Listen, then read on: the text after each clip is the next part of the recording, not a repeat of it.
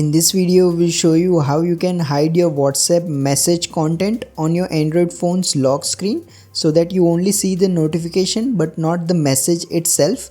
So to do this, simply long press on the WhatsApp icon and then tap this info icon right here. Now go to notifications. In here you should see this show or hide content when locked option. By default it's set to show always. You can set it to hide when locked. This way your Android phone will not show the message content when your phone is locked. However, if you don't see this option or if this doesn't work, head to the WhatsApp settings menu. In here, select privacy. Here you will need to scroll down and go to this app lock option. Now make sure this unlock with biometric option is enabled. If it's not, you can enable it from here. Now set it to immediately.